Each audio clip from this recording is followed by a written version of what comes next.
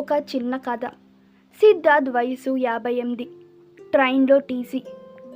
Ticket అంటూ ట్రైన్లో అటు నుండి ఇటు వస్తూ ఉంటే ఒక పాత నలిగిపోయిన పర్సు కనిపించింది.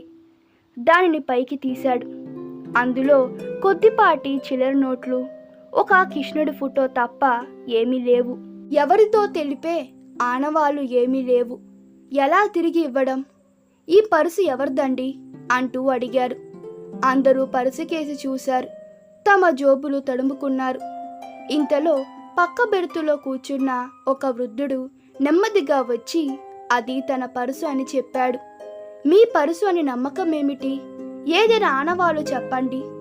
అందులో కృష్ణుడి ఫోటో ఉంటుందండి అన్నాడాయన. ఆ ఒక్క ఆనవాళ్ళు చెబితే ఎలాగండి? ఇంకా ఏదైనా చెప్పండి. మీ ఫోటో పెట్టుకోవచ్చు కదా. అప్పుడు ఆ వృద్ధుడు చెప్పిన సమాధానం మనందరికీ ఒక పాఠమే. బాబు, అది నాకు చిన్నప్పుడు మా నాన్న ఇచ్చిన పర్సు. అప్పుడు నాకు మా అమ్మ నాన్న అంటే చాలా ఇష్టం. అందుకని నేను వాళ్ళ ఫోటో అందులో పెట్టుకున్నాను.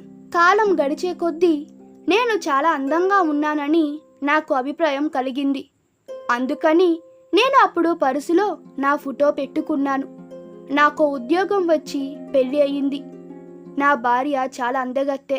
ఆమె అంటే చాలా ప్రేమ. అప్పుడు ఆమె ఫోటో పర్సులో పెట్టుకునేవాణ్ణి. ఇంకో 2 సంవత్సరాలకి నాకు కొడుకు పుట్టాడు. వాడంటే నాకు చాలా ఇష్టం. వాడి కోసం ఆఫీస్ వదలగానే ఇంటికి వచ్చి వాడితోనే లోకం అన్నట్లుగా గడిపేవాణ్ణి. వాణ్ణి భుజాల మీద మోస్తూ రోజంతా గడిపేవాణ్ణి.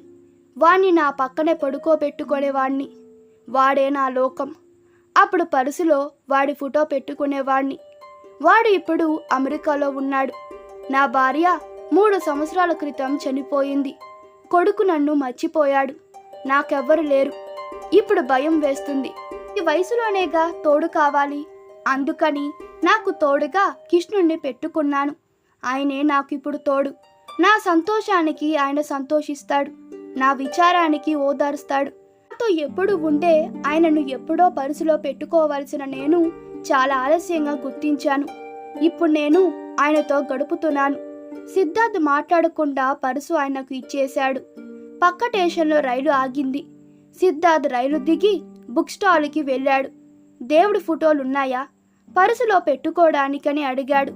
ఈ లోకంలో ఒక భగవంతుడు తప్ప నిన్ను కాపాడేవాడు లేడు. నిత్యం మనకు ఎన్ని పనులున్నా భగవంతుడికి కాస్త సమయం కేటాయిస్తే ఆయన మన కోసం జీవితకాలం తోడు ఉంటాడు. ఈ కథ మీకు నచ్చినట్లయితే మీ అభిప్రాయాలు కామెంట్లో తెలపండి. Please like, share and subscribe to my channel. Thank you.